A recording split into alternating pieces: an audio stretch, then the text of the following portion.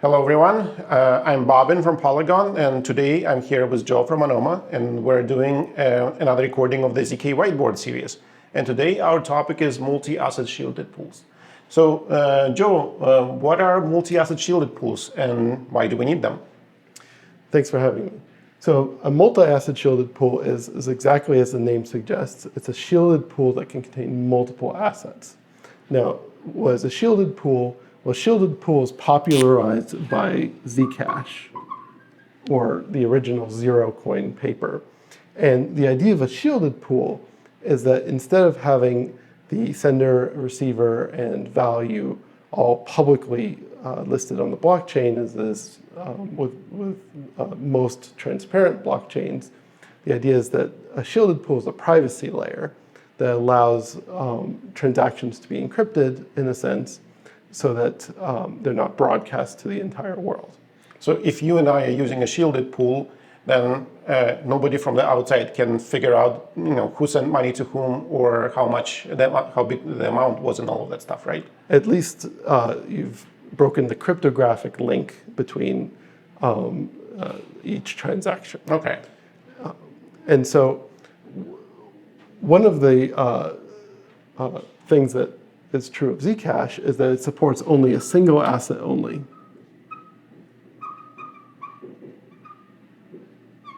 At least at this time, which is ZEC, right? And the idea of when you have a shielded pool with a single asset, every transaction in the shielded pool is transferring the same exact asset. And so it's obvious, at least from the outside, even though the sender, receiver, and value may be encrypted, the asset type is not in question because everyone knows that this transaction within the shielded pool must be the single asset. And so our goal of the multi-asset shielded pool is to allow many asset types within a single shielded pool, so that for a given transaction is not possible to tell from the outside.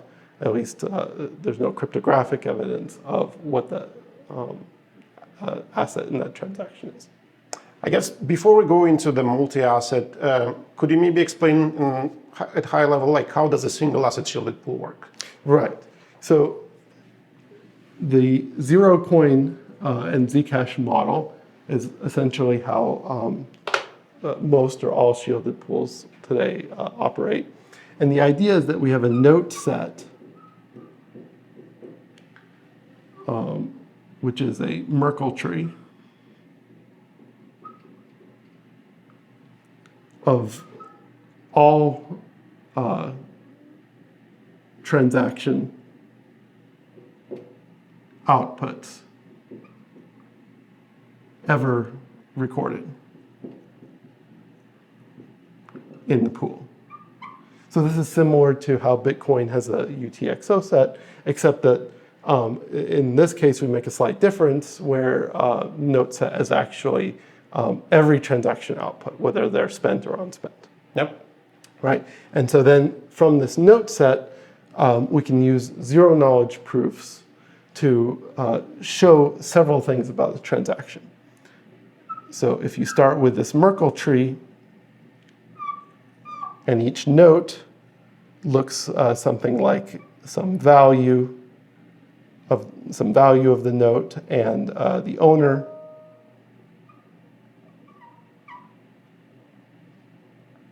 and the owner address, which is typically a public key, then what you can do is if you want to spend a note, you use a ZK snark or similar, some kind of zero knowledge proof or argument or something like that to show that one, the note is unspent, as it hasn't been spent already. Two, the owner has authorized, which in the case if the owner address is a public key, there's a signature involved or something like a signature. And three, the transaction, the value of the notes spent is equal to the value of the notes created. So sum of inputs is equal to sum of outputs. Exactly. Yep. So that therefore you cannot, just create value out of nowhere magically, right? And in the single asset case, this is relatively straightforward, right? You just sum up all of the values of the notes that are spent in the transaction, and you sum up all the value of the notes that are created, and check that they're equal. Yep. And that happens within the ZK snark And you circuit. check all of this inside of the ZK snark. And then you take the notes that are created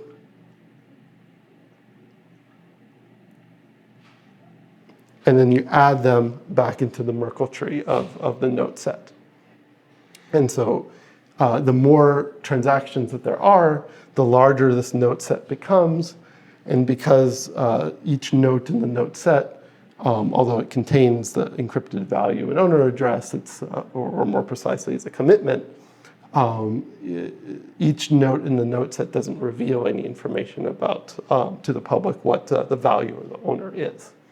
And so as the note set grows, you get more and more and more privacy. And I guess maybe this is part, but why can't, we have multiple assets. We want to have this, some privacy guarantees. Why can't we just create a single asset pool for each asset that we care about? Right. So this is not such a major problem for if you have a couple different popular assets. So like assets that have many transactions, tokens that have many transactions, then the privacy sets for each of those might be large enough already. And you might get more privacy by merging them together into one shielded pool. But the real advantage is when you have assets that are wildly different popularities. If you have a very common asset that's transferred a lot, and then you have some other assets that are very rarely transferred, or even something like an NFT, which there is only one of and is only transferred when that NFT is transferred, it's transferred, and so it doesn't put much use to put it in its own shielded pool. And so the real advantage of a multi-asset shielded pool is putting them all in the same shielded pool and getting all of these different tokens to share the same privacy set. So basically, even infrequently traded or transferred assets get the same or the same guarantees of anonymity and privacy as the most frequently traded asset, basically. Right, because even if some token is traded only once per day, and it's in the same shielded pool as a token that's traded 1 million times per day, they're still cryptographically indistinguishable from the outside. Makes sense. All right, so I think the motivation is clear, but what are the challenges of creating this multi-asset shielded pools? Right, so what are the challenges when we try and add multiple asset types into one shielded pool? Well, for one, we don't want to hard code assets. So no hard coded. Because for one, it's probably impossible to make a list of all the assets that you would want to be able to put in the shielded pool. But second, it's also not very practical if to hard code a long list into the ZK snark circuit. And so we want to have some kind of protocol which is agnostic to how many assets might be in the shielded pool, or even if some of those assets may not exist yet. We want to support assets which so we want to be able to create assets dynamically almost. Right, there should be some way to create new assets and put them in or take them out of the shielded pool in some standardized way. And so the second challenge is that oftentimes there's different standards.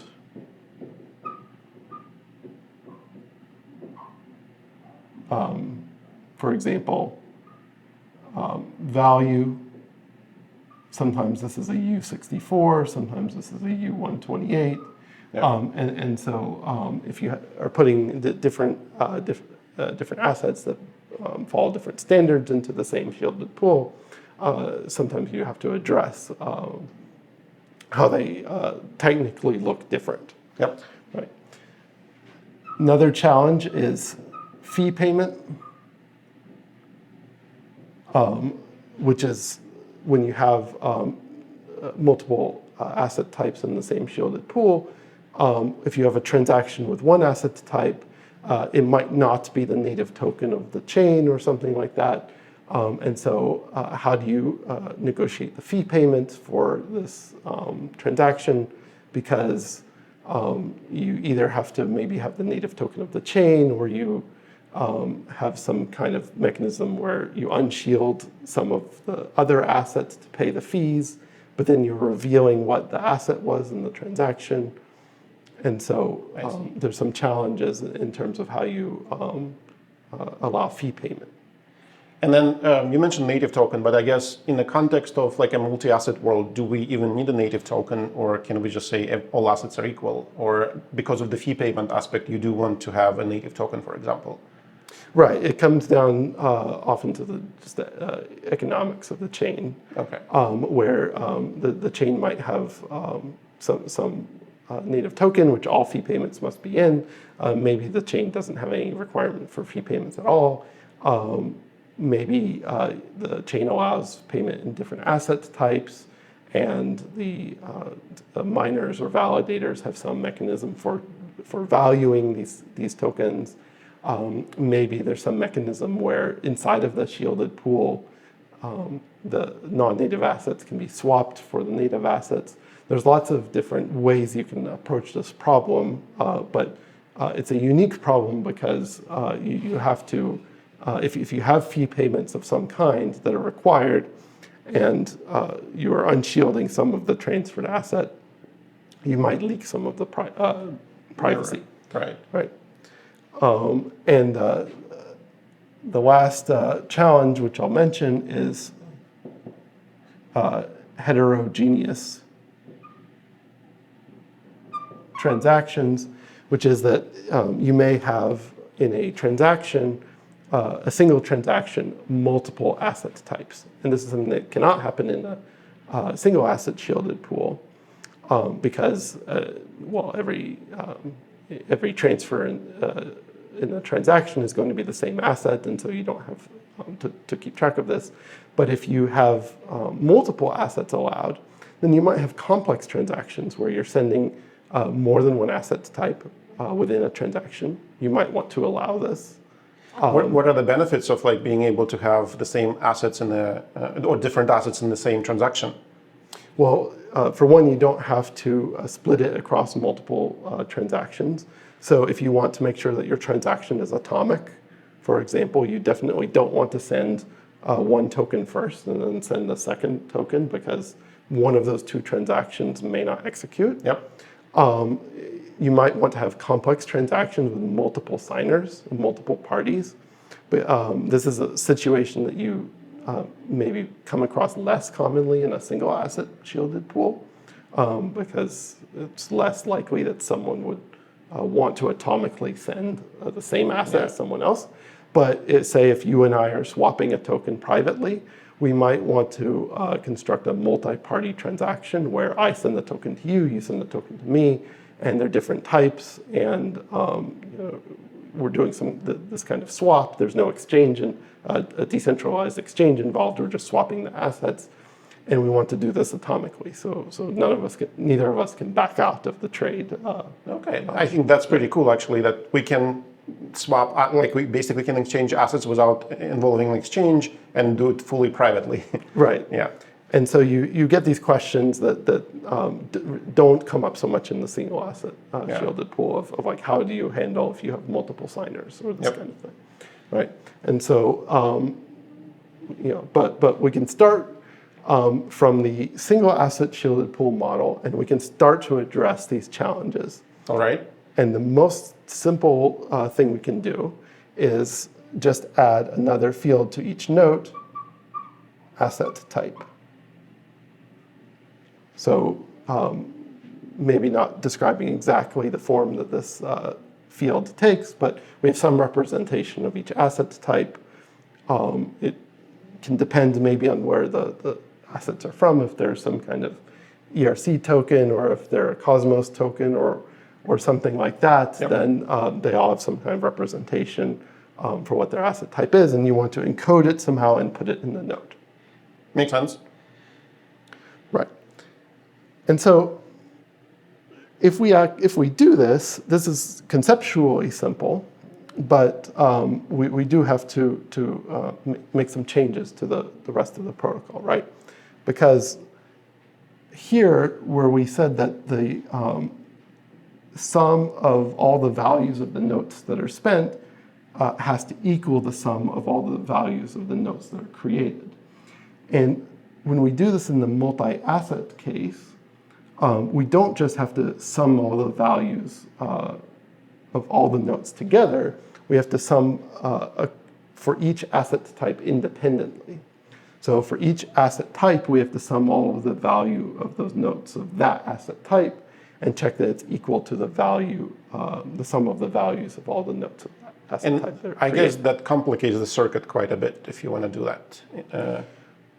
It could, yes. So there's several different ways that we can implement this step in the ZK snark of checking that the value balance is correct, that you're not creating any value.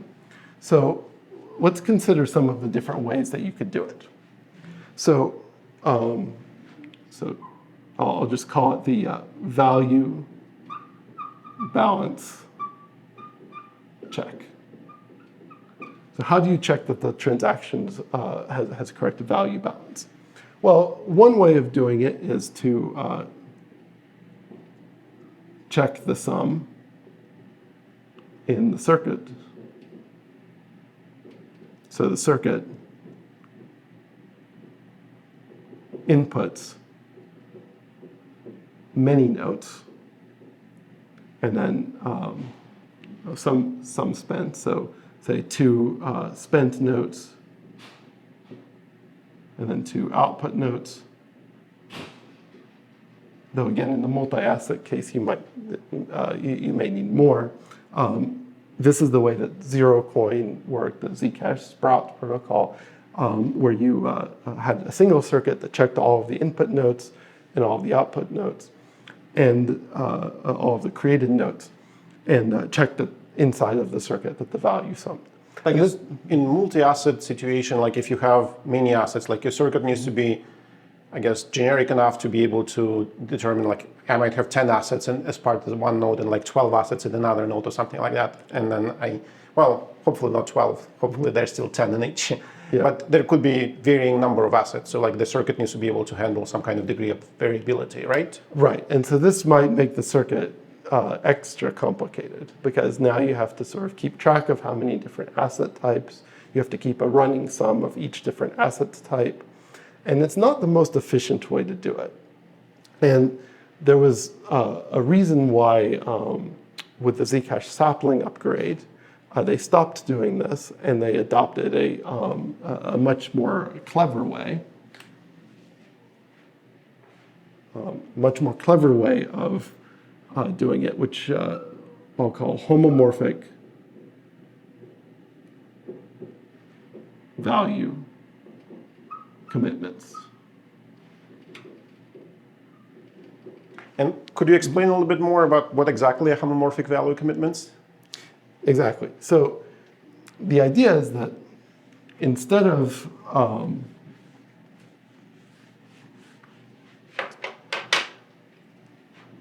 having all of your input notes, so if you have value, public key, and then asset type. So suppose that you have 4 notes that are being spent, and then you have 4 notes that are being created. So instead of having one circuit that takes in all of these notes and checks the sums independently, Instead, what we do is we associate with each of these notes a value commitment. And what is a value commitment? Basically, we can think of it as an encrypted representation of the note's value.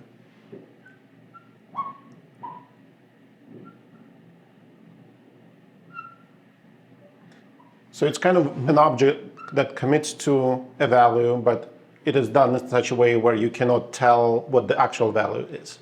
Right. The important properties of it is that it's hiding, meaning no one can tell what the value is, that it's binding, that it represents exactly one value and it cannot be feasibly changed, and that it's homomorphic,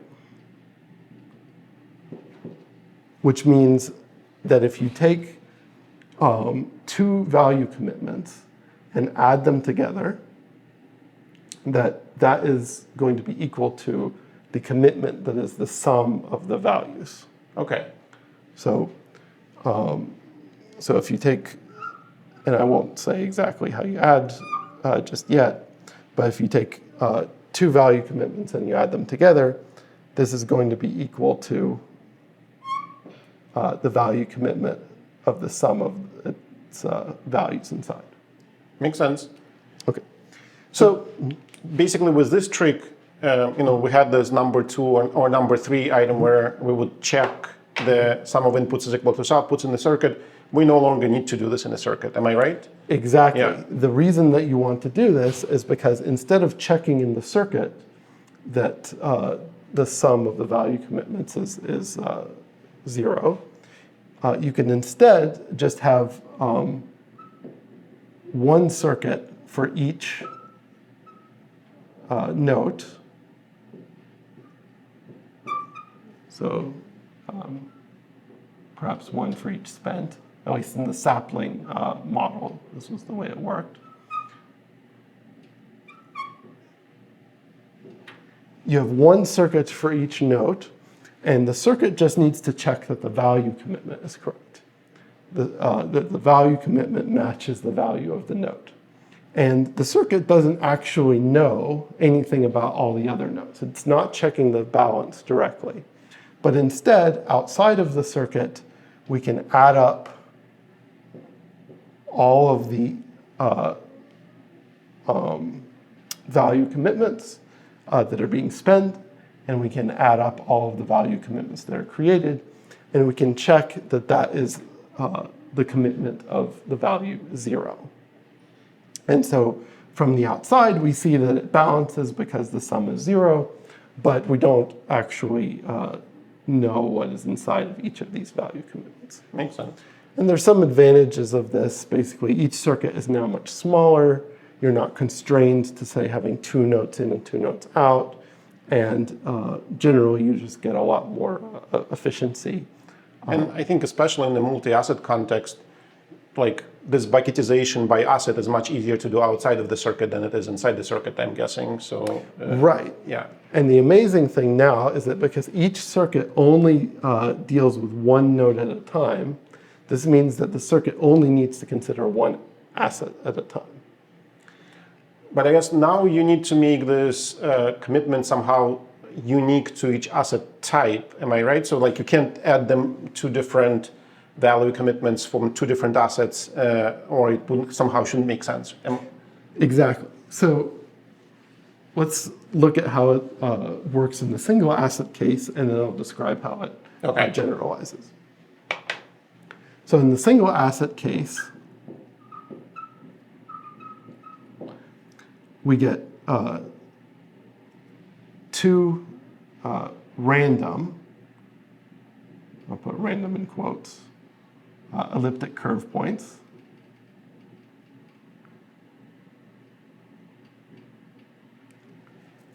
This is where it gets mathy, right? We'll call these points V and R. And so what we can do is we can say that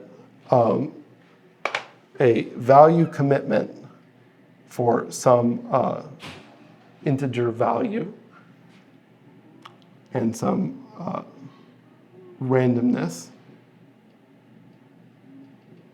And the randomness is going to serve to make the value commitment private.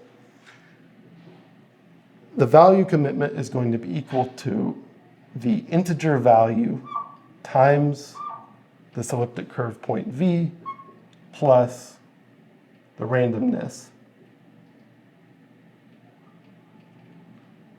times the elliptic curve point R. And the nice thing about using this form of value commitment, which is essentially a Pedersen commitment, is that it meets the requirements that we have. It's hiding, binding, and homomorphic, at least to the extent that we need it to be. If you had two different V's and R, well, I guess if you had two different, another asset, you would add them together and they just add up in terms of the V, and well, let's say you had a U or something like that. Right. Would be the same. Okay. Because if you have V1 plus the value commitment, V2 and some randomness, this is going to be equal to V1 plus V2 times V plus some randomness plus some other randomness times R, which is just the value commitment of V1 plus V2 and some randomness. Yep. So we get the properties that we want, and in the single asset case, we just check that the sum of all the value commitments is 0, and we have guaranteed that the transaction is balanced. So what do we do in the multi-asset case? Well, there's a very clever approach that the Zcash team at Electric Coin Company figured out, which is that instead of using 2 points, we actually have many random elliptic curve points. Okay. One for each asset type. That is to say that each separate asset type is going to have its own random elliptic curve point. Got it. But R is the same for all, right? R can be the same for all. Okay. And this way, when you now change your value commitment to take in V, the asset type, and the randomness,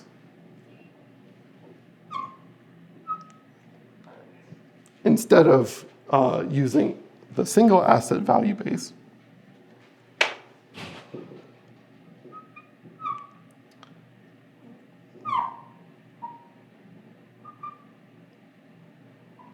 we use the particular value base for that asset type. And then the claim is that because if we now add value commitments from 2 different assets together, so for example, value commitment of V1, and then let's say asset type 1, and then the randomness is not important, plus the value commitment of that has value V2 and asset type A2 and some randomness, then this is going to look like V1 and then the elliptic curve point for the asset type 1 plus V2 times the elliptic curve point for asset type 2 and then randomness. And the claim is that because VA1 and VA2 are random, that it's not actually feasible to determine what the relationship between VA1 and VA2 is. So they will never collide in such a way where they can cancel each other out or something like that. Right, because even though they're on the same elliptic curve and more formally in the same subgroup, same cyclic subgroup on the elliptic curve. So even though we know that there's some potential relationship between them, because they were selected at random, it's not feasible to find this relationship. And this is a very standard cryptographic assumption. Yep, makes sense. Now, the only thing that we have to do is that we should say that, well, randomness is kind of hard to verify. So we're going to actually just use pseudo-random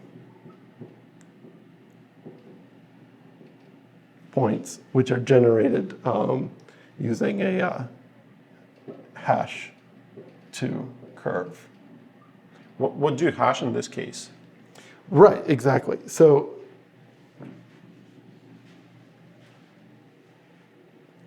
in order to find the value base for a particular asset, we want to make sure that it's pseudo-randomly chosen. There's no structure to it, no obvious structure to it, and that it's unique to that asset type, that no other asset type has this particular value base. And so we're going to use this hash to curve. There's many possible ways to do it, of the asset type representation. An asset type representation, is it like a string that has an asset name, or is it something else? It could be a token address, for example. It could be some kind of other representative string. The important thing is that it just has to be unique to that asset type. Makes sense. And two distinct assets never share the same representation. And so by using this hash to curve, we can get these value bases for each asset type. And in fact, we can generate new value bases whenever the protocol needs it.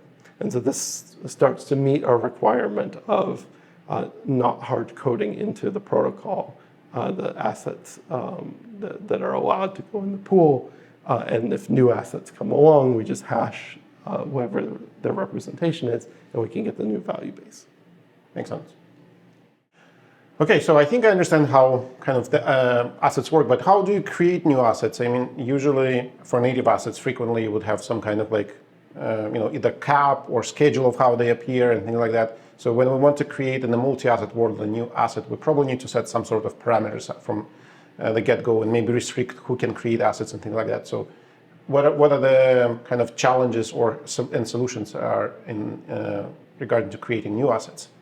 Right. So since most assets probably come from other chains, so you would want to have some kind of bridge to whatever chain the multi-asset shielded pool is on. And so when you bridge the assets, and this is sort of independent of the shielded pool, you want to have that representation of each asset.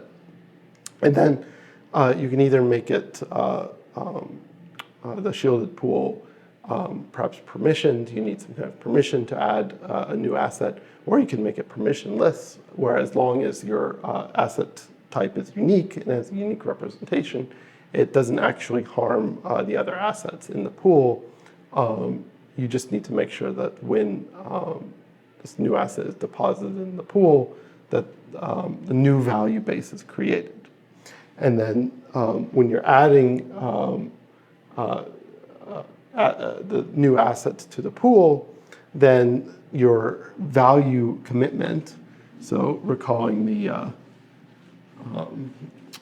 when you had the sum of the transaction, all of the value commitments in a transaction, and we said, well, the sum of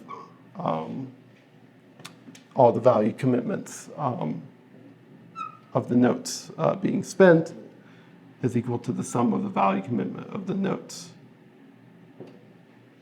being created. When you are actively adding assets to the pool, then instead of enforcing this equality, you're going to have the value commitment of the assets that are added plus the value commitment of the assets that are being spent, and that should be equal to the output notes that are created. And when you're taking assets out, you just move this to the other side. Got it. Okay, and I guess the same could work for, like, not only for bridged assets, but if you have like a chain that creates assets natively, the assets could be created outside of the shielded pool and moved into the shielded pool, and the logic for how you create and all of that stuff could live outside of the shielded pool. Right. Unfortunately, right now, essentially, because assets will generally come from another chain, you have to have a transparent bridge. Okay. So whether this is like an Ethereum bridge or a Cosmos IBC or something like that, this is all transparent.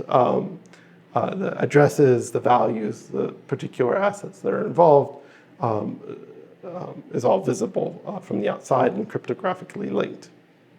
And what would be really nice is to be able to have a shielded or a private bridge where assets that are in a shielded pool on one chain can be bridged to a shielded pool on another chain. However, this is a very complex problem because already bridging between chains is already kind of a difficult thing. But when you have a shielded or private bridge, now you have to deal with the different trust models and different chains, and it's a whole research field. And you probably want to have like the assets to be exactly the same. Like if you're using your elliptic curve representation as you described, like for elliptic curve points for kind of encoding assets, the same thing has to happen on the other side. Otherwise, it doesn't quite work like that, right? Right. If you're thinking about not just a different trust model between different chains, but like actual different technical specifications, different token standards, and now you're trying to bridge across chains, it's very difficult question. Yeah. Yeah. Okay, so we talked about like just simple transfers, but is there anything beyond simple transfers, like within the multi-asset shielded pool? Like, can we do something more than that? Absolutely. So, of course, as soon as you have multiple asset types, the kinds of applications that people would want to do are much more complex and much more varied. And so some of the things that you might want to do are, for example, general computation. So if we think about like Ethereum and smart contracts on Ethereum and other kinds of general purpose computation where you can program into your tokens lots of interesting functionality that can be unique for each token. You might want to do the same thing inside of a shielded pool. There's a paper called Zexi about this, which is very interesting. And they describe how you might have different token types inside of the same pool with this kind of custom computation. But this is a very, very general approach, and with generality is sometimes computationally expensive. And so there's some trade-offs, but certainly is something very exciting that you would want to do is just the same kind of computation and programmability that you have with a transparent tokens. Then the other things you might want to do is you might want to have a shielded DEX, and there's projects that are working on this as well, with the idea that if you want to do a swap inside of your shielded pool, you don't want to have to unshield your tokens to a transparent address, do the swap, and then shield them again because you have some loss of privacy. And so if you build your DEX sort of natively to work within the shielded pool, then this is much better. And it's a whole interesting problem, again, by itself. So another thing that you might want to do is you might want to have rewards or incentives inside of a shielded pool. This could take the form of many different things. Maybe you just want to have some kind of airdrop inside of a shielded pool, or you want to, perhaps over time provide some kind of incentive to certain tokens in the pool, or maybe you even want to do something like a shielded staking where there's staking rewards, or you just somehow want to have more than just the static amounts of token. And the challenge of this, of course, is that because you don't actually know where all of the tokens are in the shielded pool, like how could you do an airdrop or something, right? And so, of course, the way to approach this is to say, well, we need to have a little bit more programmability in the shielded pool, where we do allow some kind of rewards claiming or airdrop claiming process to happen, so that even though perhaps from the external world, if someone provides rewards, they might not know exactly where they're going because the shielded pool obscures this, but each user might see that they're eligible, and they can prove that they're eligible in zero knowledge and either claim the reward or airdrop or something like that. When we want to ask this question of how do you provide rewards or incentives or otherwise just allowing people to somehow claim or change their tokens inside of the shielded pool, this is actually not impossible. So if we recall, the reason that tokens are not fungible, so if you have two asset types, A1 and A2, and we put as a hard goal for a shielded pool that you sum all of the values across different asset types independently. So the amount of A1 never affects the amount of A2. And this guarantees that these two token types are not fungible with each other. But if we wanted to do something inside of the pool where actually there was some kind of difference between these two, but we still wanted this fungibility, so like asset 1 and asset 2 maybe represent the same token type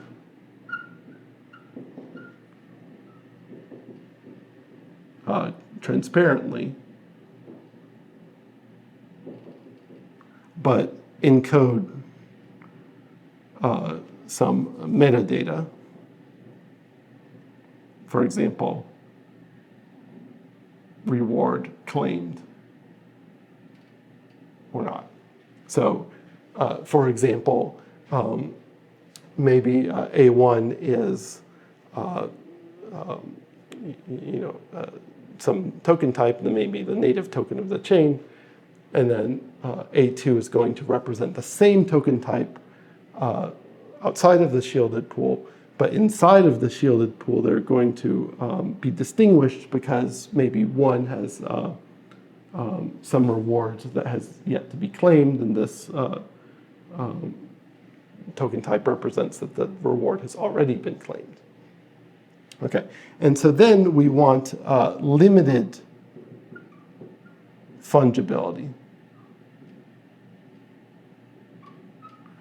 meaning that we want to be able to sort of mix these token types and allow their values to interact, but we don't want to break the, other than the limited fungibility that we add, we don't want to break the constraint that otherwise asset types value independently. Okay, so how do we do that? How do we do that? Well, the way that we do that is that if we have the value bases VA1 and VA2, instead of insisting that value bases always have to be derived by this hash to curve. So the value base for asset one was derived from this hash to curve, and this was derived by another hash to curve. Instead, what we can do is we can introduce a new kind of value base, which is not created by a hash to curve, but maybe is something like A1 to A2. And it's going to be a combination of these two value bases. Mm-hmm. So we might have -1 of VA1 plus +1 VA2. And this is going to be an entirely new asset type, not one that came from outside of the shielded pool, right, but is something that kind of only exists inside the shielded pool. And the amazing thing is that this asset type allows you to convert 1 unit of asset 1 to 1 unit of asset 2. Interesting. And the beauty of it is that it's because if you took 1 unit of asset 1 and combined it with 1 unit of this, I'll call it magic asset, then the value balance, the value commitment of this sum Would be magically turns into 1 unit of assets 2. very cool. Yeah. And so as long as you're kind of careful in how you allow these kinds of magic assets to be constructed, you can allow asset 1 to be converted into asset 2. And you can implement some kind of rewards or something by saying, well, maybe you imagine now you have some asset 3 that you want to give to everyone that holds asset 1. Well, you just have to change the magic asset type. Instead of just saying convert A1 to A2, maybe you call it claim reward. And every time that you convert asset type 1 to asset type 2, you get 1 of asset type 3 as well. And so you're converting asset type 1 into 1 of asset type 2 and 1 of asset type 3. I see. And so now you've given people inside or users inside of the shielded pool this ability to sort of modify this metadata of their asset in a controlled way, such that previously it represented one thing and now it represents something else. And as long as, like I said, you're careful in how you allow these very limited conversions, you can encode kind of the simple token operations that you might want to do other than like a simple transfer. And you can do this without having a full programmability, which is more expensive. You can do all of this inside of the homomorphic value commitment, which is very efficient. And some of the examples we mentioned, airdrops, rewards, are there other use cases that are kind of you can do the same way? Right. Well, certainly if perhaps some of these asset types encode NFTs or something like that, maybe you want to, under certain circumstances, allow some NFT to be minted. This NFT maybe is representing that there was some holding at some particular point in time of asset 1 that you want to represent. And so if you want to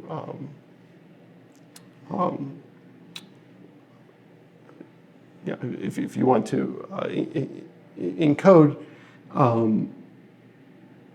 almost arbitrary metadata in these asset types, although you don't really get generalized computation, you can still get something that can do a lot of things. By the way, so you mentioned NFTs, and one thing that I forgot to ask when you were explaining asset types is, for NFTs, would every NFT have a different asset base, or is there a way to combine them together and to, like put some NFTs under the same asset base, or it doesn't make sense?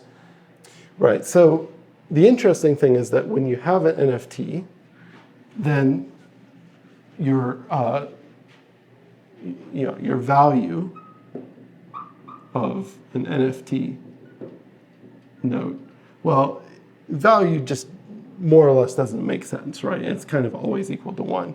So this means that you're encoding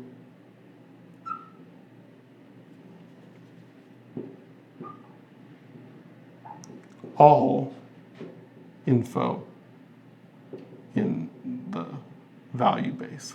Okay. So this does mean that, for example, it's not just kind of the type of NFT, but like all of the data as well somehow goes into this value base, or at least it's represented by this value base. And this does mean that when you're choosing the representations of each asset type and the representation of what an NFT looks like, that you have to make sure that all of the information is encoded properly in order to make sure that NFTs of similar type but different data don't get mixed together. Makes sense. Makes sense. All right. This was super interesting. Thank you so much for coming on the show and doing this recording. Thank you for having me. Great.